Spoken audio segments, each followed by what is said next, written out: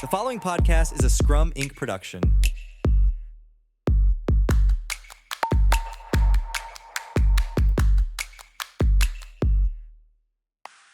Welcome back to the Agile CEO, the podcast designed to deliver real-world stories of leaders, innovators, and risk-takers changing the way businesses operate. I'm your host, JJ Sutherland. Today, I'm really excited to have the Chief Digital and Information Officer of American Airlines, Ganesh Jayaram. And Ganesh, welcome to the podcast. Nice to be with you, JJ. Oh, great to be with you. So I think we met back in 2018 when you were at John Deere. And you were introducing Agile there. I was wondering, could you sort of, for the people who aren't familiar with you, could you sort of get, who you are, a brief introduction, what you do, and how did you sort of find Agile? And happy to do that, JJ. As you mentioned, my current role is to lead all the digital and IT activities for American Airlines. I've been doing that for the last 2 years, prior to which I had responsibility for overseeing the IT organization at Deere and Company. The time period between 2016 till 2022. And JJ, to your question, yes, we did meet in 2018. So that is roughly about 2+ years into my journey leading the IT organization at Deere. And we had come to this reckoning moment as we were looking at our budget plans for the following year and realized that we needed to change the way we were working within the IT organization. And that really drove a lot of the efforts that we called transformation into the Agile operating model. That is still underway in some form 6 years out. So we started the journey back in 2018, 2019. The first 3 or 4 years, we did a pretty massive shift across a number of dimensions within the IT organization, but all aspects touching IT function, even from the product side. And a core part of that was driving agility in all forms, not just in forms of ceremonies, but also agility in the way we thought and executed within the IT organization, but really most interestingly, what happened outside the IT function as well. So when was your sort of aha moment with Agile? Like you're like, okay, we got it. We're going to do it this way. This is what I think Agile's going to do. Yeah, and I would say it was right at that budget planning session that we were embarking on in 2018. We were looking out for what we needed to invest in 2019. I'd been in that role for about 2 years at that point. And as in most industrial organizations, whether it's Deere or I would say even American Airlines to a certain degree, we're not core technology. IT is a support function. And in most industrial organizations, IT as a support function has traditionally been thought of as a cost center, with the primary objective being to deliver on cost. So whether you call that on budget or and on schedule, like those are the two big metrics that we used to monitor. And surprisingly, as an IT function, we were not doing well on either of those two metrics. So we were headed into a budget planning session for the following year. Our run expenses were, significantly higher than what we had anticipated. That really left little room for innovation and growth. Our projects were delayed. So if you looked at those two metrics, we were not managing our costs well. We were not managing our delivery commitments to our business partners. And possibly the most important challenge was nobody was happy. Our business stakeholders were frustrated at the pace at which we were driving change. Our IT colleagues were equally frustrated because on the one hand, we were not managing to our commitments, and it didn't appear like there was any end in sight doing things the way that we were doing. And so we knew that we had to make a change. And that sparked the journey working with you all, but also internally within the Deere organization. So when you brought this idea to the C-suite, as a member of the C-suite, you've been there a long time, in sort of the senior leadership positions. And both at Deere, but also at American and other organizations you've been at, what has been the reaction when you say, I want to do this Agile transformation? And oh, by the way, it's not going to end. It's going to be an ongoing thing that just, continues. So the second part of it, I think people get really excited about. And by that, I mean the senior leadership, right? The first part of it takes a little bit of laying the groundwork for why really are you driving this shift. Because in organizations, whether it's Deere, which is now close to its 200th anniversary, or an American, where we'll be celebrating a 100-year anniversary in 2026, a lot has gone right. The technology functions have done a great job delivering outcomes over a period of time. If you take a look at American, we just went through the biggest technology integration between US Airways and the American Airlines when the merger happened about 10 plus years ago. And we delivered everything that the integration was meant to deliver. And so a lot has gone right. So then you got to sit back and say, what really is the impetus to change? So you got to contextualize where the change is going to happen. And is it happening purely from a technology standpoint, because you got to modernize the way you are, creating the technology stack? That's probably one way to think about Agile, right? DevOps plays a big role in that. DevSecOps, whatever you want to call that, if it's purely an IT initiative. But what really sparked the change both at Deere and now at American is when you translate that into business outcomes, into value creation, into a different experience for the customer, right? Not just monetizing value from a business standpoint, but really making a difference for our customers. So I would say the patterns in both of these organizations where we've embraced a different way of thinking has been centered around delivering value in a more agile form for our customers. Customers could be internal, customers could be external. Like for us at American, we define our customers as paying travelers, right?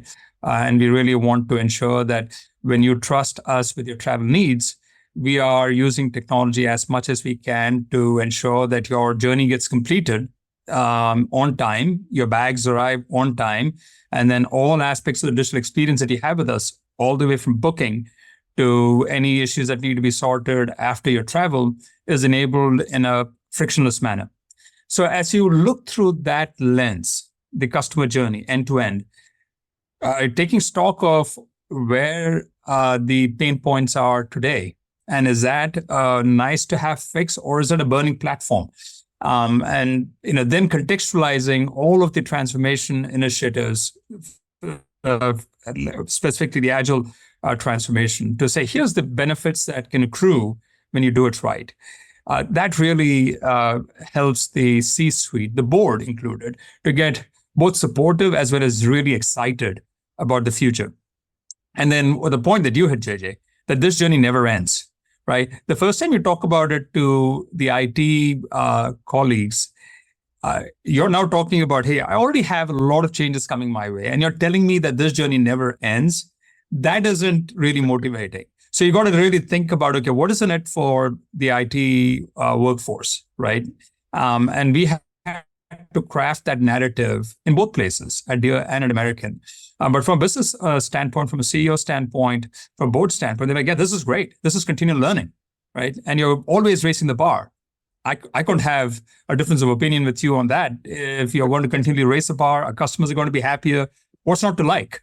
And so that was a conversation that we had back in 2018, and the same conversation that I've had at American here the last couple of years.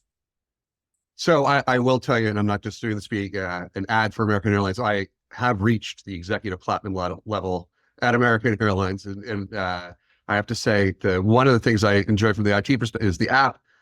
One of the things I love about the American app is I go to the airport, I don't even talk to anybody. I just walk onto the plane, basically. It is just all there on the app, from booking to, my luggage to everything. And it's just this, it's a very good experience. No, thank you for the feedback. And JJ, I would let you know that there's another level that you can attain, which is Concierge Key, which makes that experience even better than being an executive platinum. So we really appreciate your loyalty and your continued business with us. And we're trying hard to update the mobile app. We know that there is improvements that we got to make to treat all of our customers, whether it's EP or it's CKs or any other paying passenger, in a way that makes it a lot more seamless. That's part of our digital transformation, digital self-service, exactly what you called out. I should be able to do everything on my app. And if you really need to reach out to the agents at the airport, it's because it's something that is really difficult. That you cannot do it on the app. But we're really envisioning in a future state where all the transactions, including rebooking at times of weather events, which is probably the most challenging to do when you're at the airport. And rather than having to stand in a long line at the customer service center waiting to get rebooked, whether it's a hotels or whether it is your next flight, we would aim to try and drive all of that through the app itself in the future.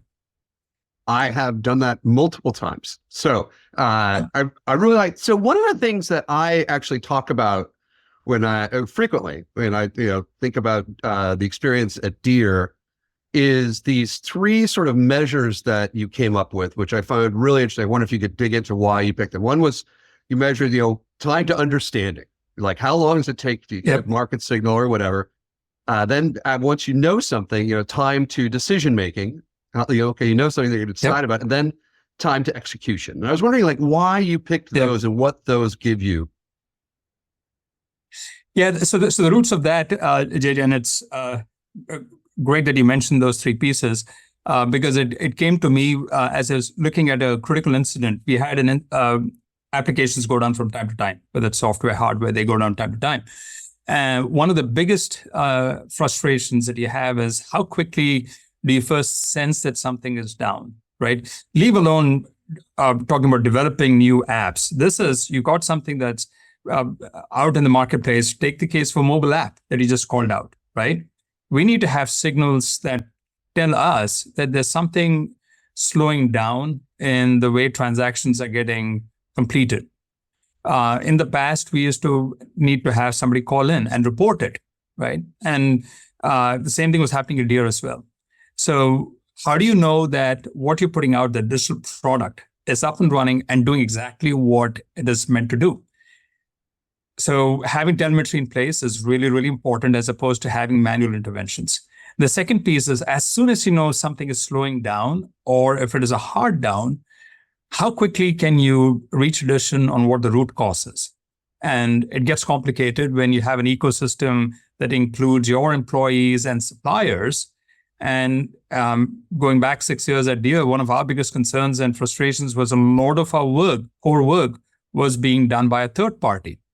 So the time to assemble the needed SMEs on a call to really understand what is going wrong and then to discern the root cause.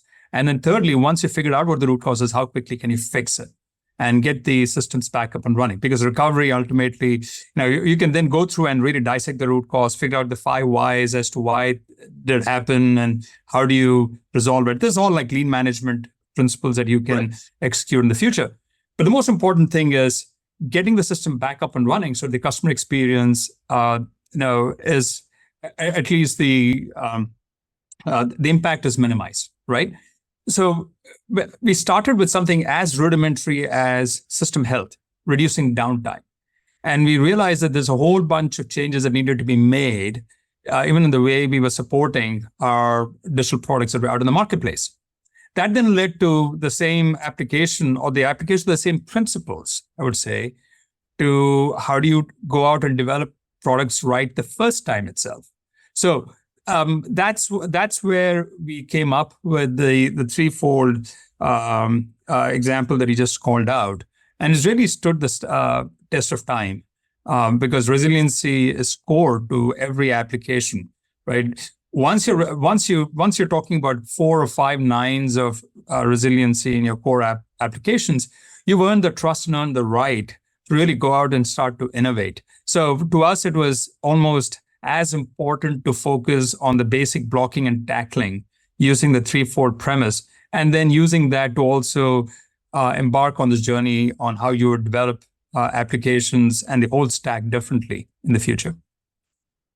I'd like to get this. It's not just, your current tech, but it's okay. How are you going to develop your new technology in an agile way? Yeah. How did Agile, you think, both at American and at Deere and your other experience, how does that make that development process better? And I'm asking sort of like, what advice would you give to another CEO who's like doing this kind of work, another CIO at another company that they should think about as they develop this new technology? Look, I'll give you examples at American today where we have some of these digital products that we developed that are going to come to fruition 3 or 5 years down the line. And when you're talking about either applications that have that kind of a roadmap, or you go into a system modernization effort, even where a particular system is end of life, right? We all have ERP systems that come to end of life, and then you got to go out and say, okay, I got to make a huge investment that's measured in tens of millions of dollars. Historically, you would think of it as, hey, that's end of service life. I got to go upgrade it because I'm going to go out of support.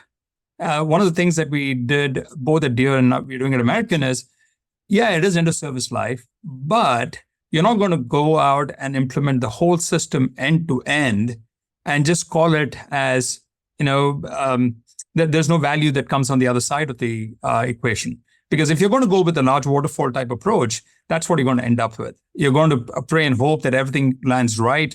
You've got to do a lot of testing as you put these systems together, especially these ERP systems.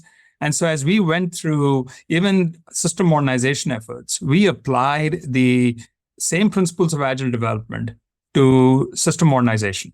So not just daily app development, which is, I think, a whole lot easier to get your head around, right? You say, okay, I'm going to have 2-week sprint, 4-week sprint.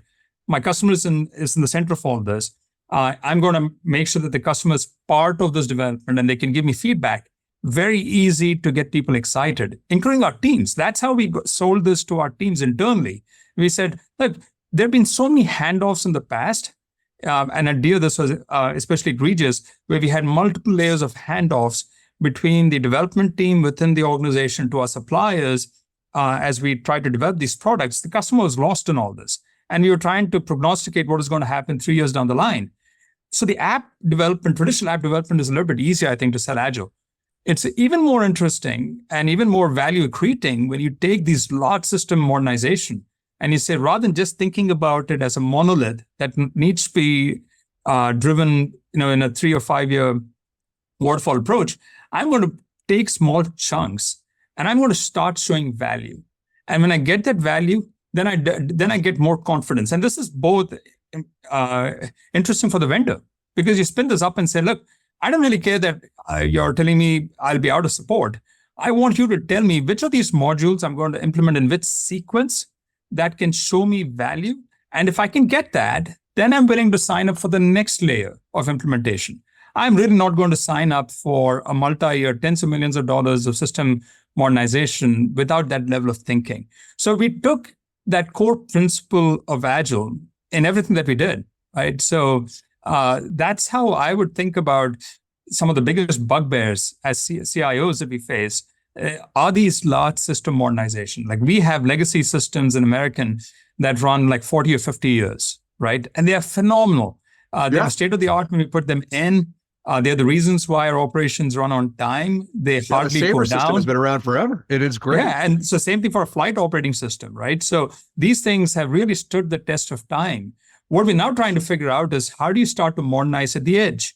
What are the slices that you can take off this monolith and start hiving that off in thin slices, and that promote some of these real-time interactions that you're not able to do today, because a lot of these systems are batch processed overnight. So if you really want to be, interacting with customers real time, those are some of the attributes that you can think about implementing even with large system modernization.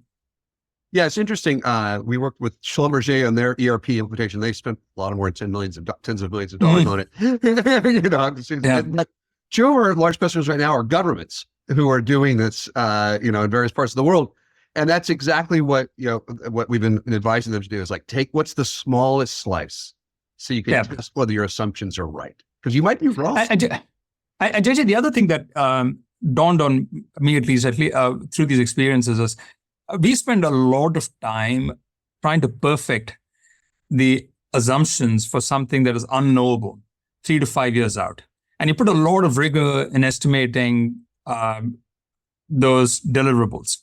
And that's the traditional waterfall approach, right? You got to justify why you need all these investments. You make a whole bunch of assumptions and you hope they land right. The simplest argument for Agile is, like you say, rather than spending that much time, because 3 to 5 years out, I cannot tell you what's going to happen. I can tell you what's going to happen in the next 3 or 6 months. And then I'm going to commit to actually showing you value delivery in those 3 or 6 months. And if I can show you that value delivery, then fund the next gate. So even the way you start to think about funding and budgeting can be flipped on its head. And you certainly need to put more rigor up front on things that are going to be implemented in the next 6 months to a year max. But then you say everything else in the future, I can put a placeholder for right now. I think this is the way it's going to get sequenced. But I'm not that smart to tell you what's going to change between now and the end of the year. Let me come back and tell you that. And so it becomes more of a partnership.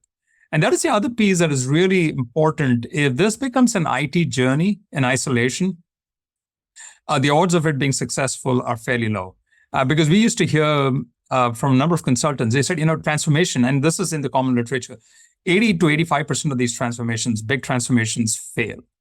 I suspect, and I don't have anecdotal evidence, beyond anecdotal evidence, I don't have the data that really ties this causality. I would think it's because a lot of technologists have done transformations on their own. And if you don't have the business buy-in, not just the buy-in at the front end, but to say, look, value delivery, quantification, and the like, we're going to be with you side by side, both in terms of making those estimates up front and then showcasing that we've actually delivered against those commitments. Those are the type of transformations that are truly successful. And that's what set apart the Deere transformation that we set out in 2018, 2019 from every transformation that had happened prior to that. It's the same journey that's unfolding here at American. We're doing it in very close partnership with our partners outside of IT to own the business outcomes. Yeah, one story at Deere happened, and as during the pandemic, which I always found fascinating, is in supply chain solutions. You have the IT functions supporting, trying to get the thousands of parts that Deere needs to build, combines and tractors and all this stuff that it needs. And that the supply chain solutions group went actually deeper and deeper and deeper into the supply chain to make sure that Deere's manufacturing never stopped. That's right. Can you tell that story? Yeah, and that was one of the first areas that we went out and executed in terms of this transformation. And we're really fortunate that we had the digital transformation done in the 2019 timeframe. And what it really did was the added-on effect that we had really postulated up front was that as we started to showcase these agile principles within the digital product, how much longer would it be before folks in the business started to say, that's how we need to be running our business as well? We're not going to be planning in the same waterfall methodology or the traditional methodology, but we need to be thinking about thin slices of value delivery, even outside of the digital product function. So what really transpired for us, the supply chain was a microcosm of Deere IT overall, for reasons that were driven by the trade-offs that were made probably the previous 5 or 10 years. Nearly 80% of our work was outsourced within supply chain, and it was one of the smallest verticals within the Deere IT spend. And clearly we had a much larger IT spend in manufacturing IT and engineering IT, but the supply chain piece had been ignored. It was just purely it was thought of as a purely transactional IT function. And so the first things that we did in our journey was to say, this is such a critical enabler for everything else to go right. Because remember, one of the 4 core values of Deere is quality, right? And the founder had been reputed to say, I won't put my name on a product that doesn't have in it the best there is in me. And that meant that as a customer, you would be assured whether you bought a combine or a tractor. And the reason for the premiums on these machines is because the quality is far superior than anything out in the marketplace. Not just with the initial design, but more importantly with the support that you get with the dealer network if things were to go wrong. So we realized early on that the only way as a manufacturing company that you could really assure the quality is that at all points in the cycle, you started to control more of the capabilities in-house. So what we started to do in the 2019 timeframe was to start the transition to bringing a lot of the work that was being done with a third party in-house. And we invested in our functional area in Mexico because we figured that that's the place where we could build out. Mexico and Brazil was where we would build out the supply chain IT expertise for the Deere organization. And so as it came to bear over the course of that year, when we were making the knowledge transfer happen from a third party to to our internal teams, the rest of the business started to take notice. And the planning cycles that had been historically done years out recognized that there needed to be a lot more agility in how we were thinking, not just 2 layers, but 3 layers down and 4 layers down. And Karen Powers has done a really nice job of talking about the entire transformation. And so we would say the genesis of what you start to see play out in terms of the relationships and the planning that went into play with some of the supply chain events that unfolded later on during the pandemic had some connection. I wouldn't say you could drive direct causality, Right. but had some connection to the agile mindset that the digital product teams are starting to bring to bear. Yeah, and I wanted to ask you about this it's that mindset piece, and you were talking earlier about your people, that your people are not happy in their jobs. And so when you're using Agile, what was the impact on because I know one of the metrics you really care about is employee NPS, and you pay a lot of attention to that. And and how did that change, and how do you think Agile impacts that? And it's obviously not everything. A corporate culture is a huge, multifaceted beast. But I was just wondering about your thoughts on that. Yeah, so we combined ENPS with another metric that we held really near and dear to our heart was technical excellence. Because to the point that I was just making about supply chain, a lot of the work, critical work had been outsourced. And so we had multiple handoffs between from the time something was, the genesis had happened from the product side or from the business, all the way through to being translated and being handed over to the supplier and then making its way back for approval, right? So that was one challenge. The other challenge was that we had many layers within the Deere organization, from me on down to the person who had fingers on the keyboard. And we realized that that just added layers of complexity and bureaucracy. Because the moment you have a single leader overseeing 2 or 3 people, you call it span of care, span of control, whatever you want to call that, that drives micromanagement. So as a part of this exercise, we stepped back and we said, look, we got to solve for both the vertical as well as the horizontal layers. We got to be more agile. You got to have as few handoffs as you can, with the customer being the center of it. Ideally, you would have the business and the product teams the business and the engineering teams be co-located, so that the time to intelligence and everything that we talked about a few minutes ago would be much shorter, right? So physical co-location. Now, this was before the pandemic came about and changed the way we work today, but physical co-location was really, really important. And then the other piece that we said was, we got to do this in a standard way, because Deere had experimented with Agile back in the 06, 08 timeframe as well. So this was not new to Deere. Yeah. And when I first came on board, there were many different flavors of Agile that was being implemented, and every team had their own version of it. So we then took a step back also and said, we're going to standardize. So a lot of this was, we're going to take one approach to rolling out our Agile methodology. Working with you all, we landed at Scrum at scale because we felt that was the one that would really give us the biggest bang for the buck, right? And then associated with that, here are the type of roles that we needed to have both within the engineering organization, within the product organization. These teams needed to be co-located. And here is how we were going to make the transition work from our suppliers to in-house. So the knowledge transfer piece was pretty key. And then the last piece, and probably the one that got the biggest bang for the buck, was our investment in upskilling. Because one of the biggest challenges that Deere had faced, and to a certain extent that we've seen at American as well, is if you tell folks, listen, go forth and in the sense of empowerment and decentralization, you say, go forth and implement any version of Agile that you want. And we will subscribe to whatever courses that are out there. You'll get the flavor of the day and people will implement it to the best that they can. Instead, if you make a very conscious choice of investing in a certain methodology, which obviously has its own pros and cons, but we said, hey, all these are different flavors of each other. You just got to pick one. Pick one, double down, go deep, and then bring the teams over to the dojo. And we spend a lot of our time in the dojo with both the engineering team as well as the product team. And I would also add in UX as a third layer of this, right? So you need to have engineers, you need to have our software engineers, you needed to have the business leadership, and then you needed to have UX. And you needed to really change the paradigm of how software development gets done. You need to have these teams really leave their physical workspace where they are ensconced daily and take them out into the dojo. Initially, it was a 12-week engagement. And then over time, as we got better at it, we reduced it to 10 weeks, where we pretty much met the teams where they were in the journey. And we said, okay, now this is the work that you're doing. So this is not just a hypothetical example, but you're going to take all the work that you're doing and we're going to teach you how to do it differently. So we spend a lot of investment in upskilling.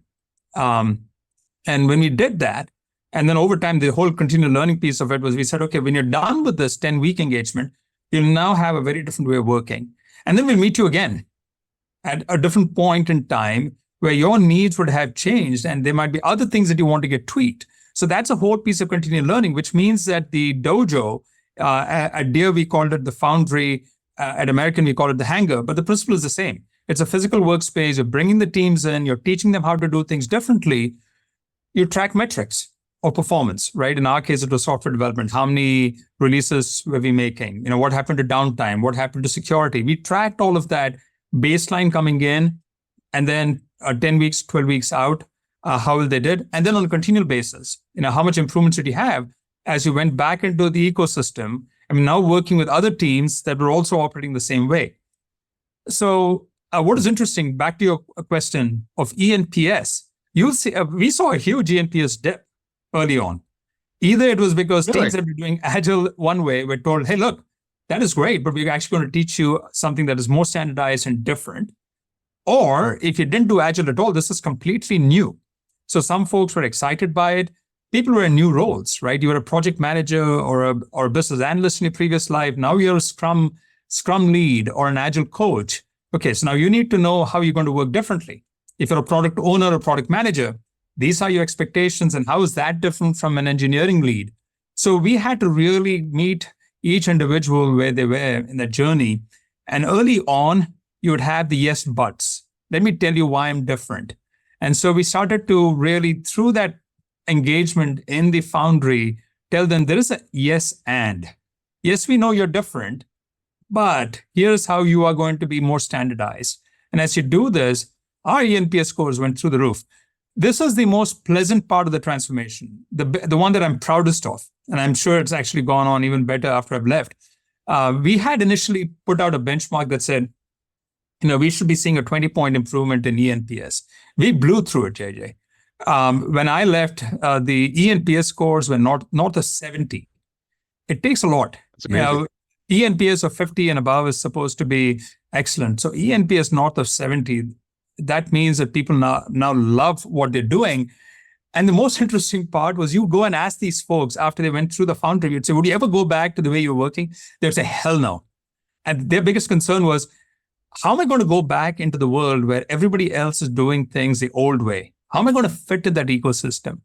And it was a little bit of a challenge to the teams that went in first because they saw the promise, but now they had to go in and work with other teams that were still mired in their old ways.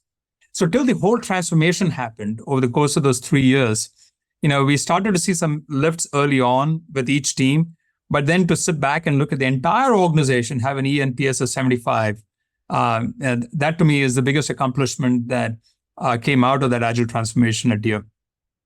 Yeah, one of the things I always thought about at Deere is like, how does Deere compete for the best software talent? Because really good software talent is, they're in demand. And to have that ENPS, it has got to be an amazing recruiting and retention tool for that kind of talent. It is. And, the debate is always about, hey, great talent wants a lot of empowerment. And what we called out is, hey, yes, you're empowered within the guardrails. So it is incumbent upon us in the central organization that was driving the transformation to tell, here are the guardrails. As long as you're within it, right? Go forth and you're empowered because you have multiple choices in terms of how you can do things. The only piece that we were pretty rigid on was the Scrum methodology, right? Everything else, like whether it's the tools and the like, we had some options for teams to play around with. But to your point, a talent that's coming in to an industrial IT organization, whether it's a Deere or American, we are competing. We would like to compete against the high-tech giants. And we would love to be a destination for that talent because we do believe that our work is more meaningful. Because at Deere, it is about feeding and taking care of the world. At American, it is about supporting people in their life's journey. because when you travel, there's a reason why you're traveling. It's either to see new places or to connect with family, right? You're crossing borders. So a lot of that piece and being able to enable that, right, through these digital tools is what is a higher purpose that we all get excited by.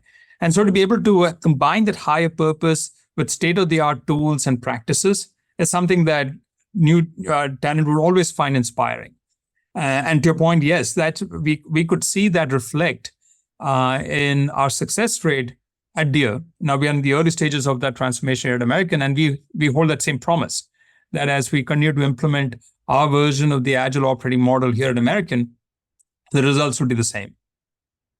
That's I mean, that sense of higher purpose, I think, is one of the real strong human motivators. Like I'm impacting people's lives, with both Deere and American. That's what you do. Yeah. One of the things you mentioned earlier, a huge, I don't know if 80% is the right number, but 70, 60, whatever it is, of agile transformations, fail. The one that I see the most, one of the reasons is leadership engagement with it. And I'm wondering if you have had that, leaders who don't change how they work. You were talking about, okay, I've got to learn how to manage differently. And I was wondering if, you could give other leaders some advice. Okay, as you're doing this, this is how you need to change how you are working and viewing your work. Yes, and I'll tell you, it's such a great point, because the middle management typically can freeze any change, or they can be the catalysts.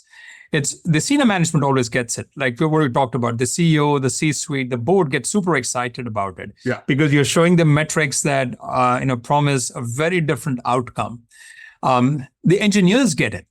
Core engineers, they're like, yes, finally, you're going to get rid of handoffs. You're going to bring some of this work in-house. You're going to invest in upskilling. I love it, right?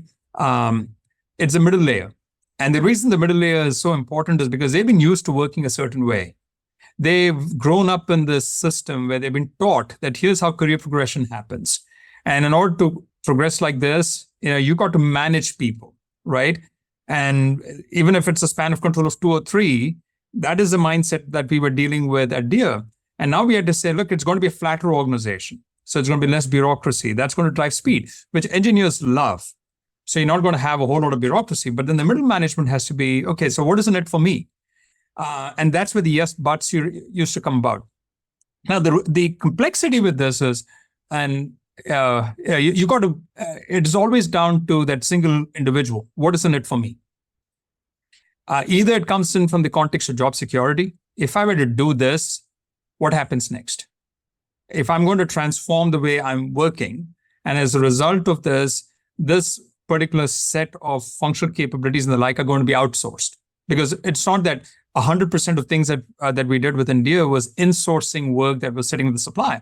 We went in and we said, there's a lot of work that we are doing today that we would say, quote unquote, is commodity, where we don't have a whole lot of differentiation.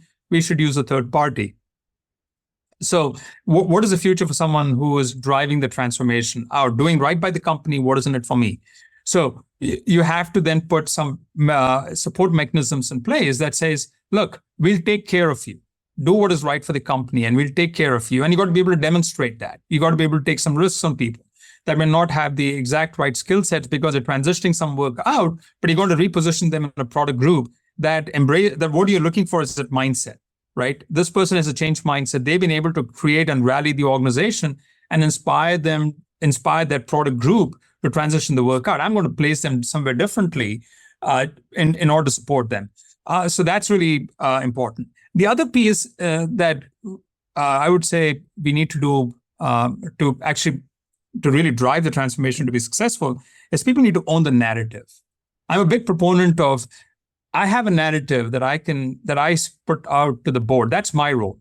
And that's the role of the CIO, right? You got to get the senior leadership team all excited and supportive of the changes that are going to happen. Because frankly, we're telling them, look, for this next 2 or 3 years, IT is going to go through a massive shift. There's some risks associated with it. And you need to embrace that risk. And so that is my job, working with my peer group with the board and saying, this is how I'm going to mitigate it. This is my narrative. I look at the middle management as the CEOs and the CIOs of their product work streams. What is that narrative for them? And the narrative is, look, it's come top down and they want me to hit all of these targets. it is a cost target. It'll come across as, oh, you're not completely bought into it. You're sitting on the fence. By that I mean the team. The team is going to look at that kind of a narrative and say, the leader is not bought into it, and then the resistance will, stay in place. But if that leader can then frame up the narrative for their particular area, be it insourcing, be it outsourcing, and to connect it to the business outcomes. So, Jerry, we just talked about the purpose, right? Why do we exist? What is the reason why we in American continue to develop the products digitally like we do?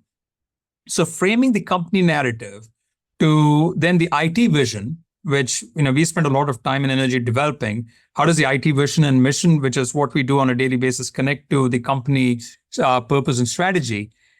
Connect that to then what does it mean for the portfolio? And from a portfolio level, what does it mean for me in this product group? So I, as a CIO, the CEO of this product group, have this narrative about how this work is going to take place in the future.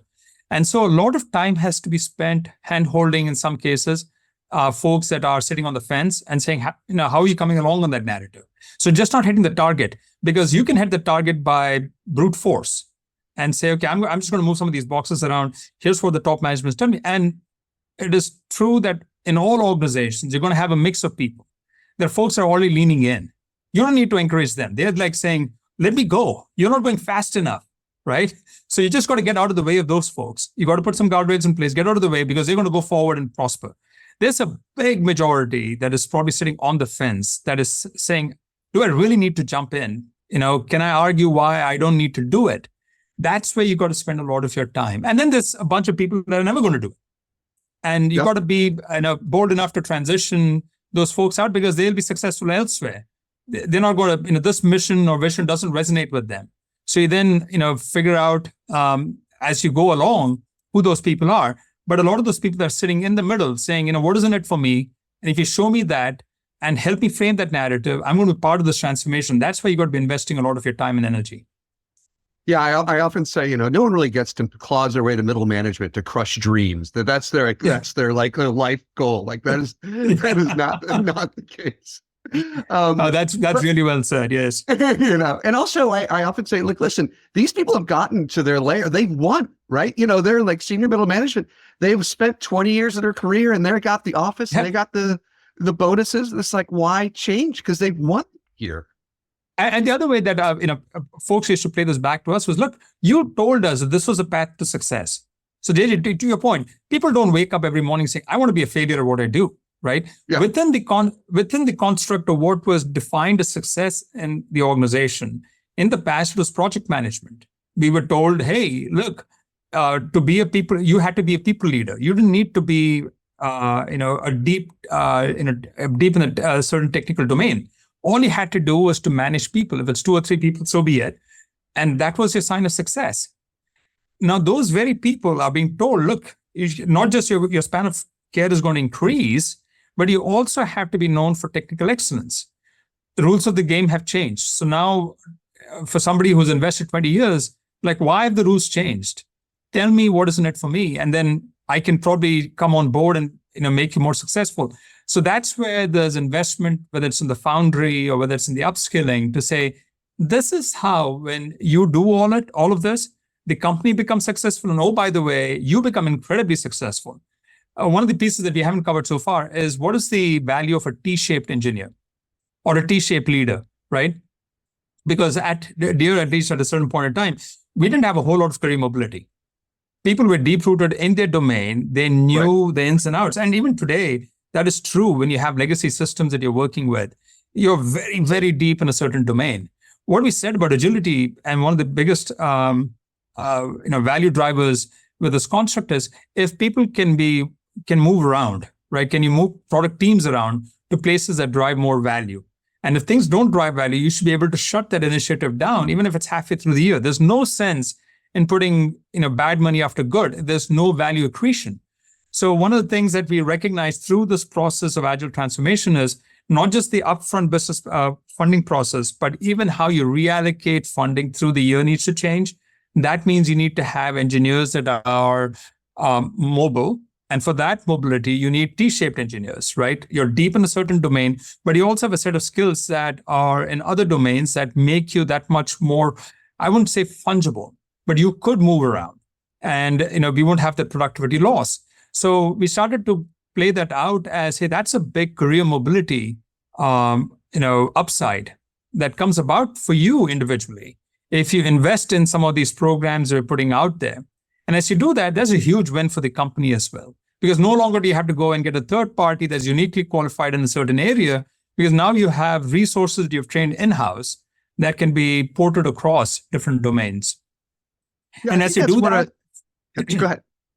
As you do that, folks get even more excited, because that's where you find, okay, rather than me just looking at opportunities in a certain domain, in a certain functional domain, if I could train across these, I could be participating in more job growth or development opportunities for me personally, right? So that's what I would call out as another virtue of being agile and having that agile mindset. You got to continually learn and develop yourself. The onus is on the leadership to invest in those, but also the halfway point, meeting point is employees start to invest in themselves as a way to drive that career mobility. I like your point there that it's about, okay, the value over here is going to be greater. And as leadership, you want to move resource over there. Well, if you have the people who can do it, reminds me, I think, Apple did this in the past year and a half, 2 years, where they shut down their autonomous vehicle program and then just moved all those engineers over to AI where the value was. And that's exactly to your point. Yep. So what advice, I'm looking at the time here, but what advice would you give future leaders or, some CIO at another company, that has that kind of purpose, like American, like Deere, that wants to drive to this change? I was talking to this bank the other day. God, they're like 90-day deploy cycles. They have, they have mainframes in the basement and COBOL engineers. And, but what advice would you give those senior leaders? Say, we're going to do this. And how do we start? And it first starts off with the framing of where the technology function sits within the broader context of the organization. Right? How is technology enabling the achievements of the business outcomes?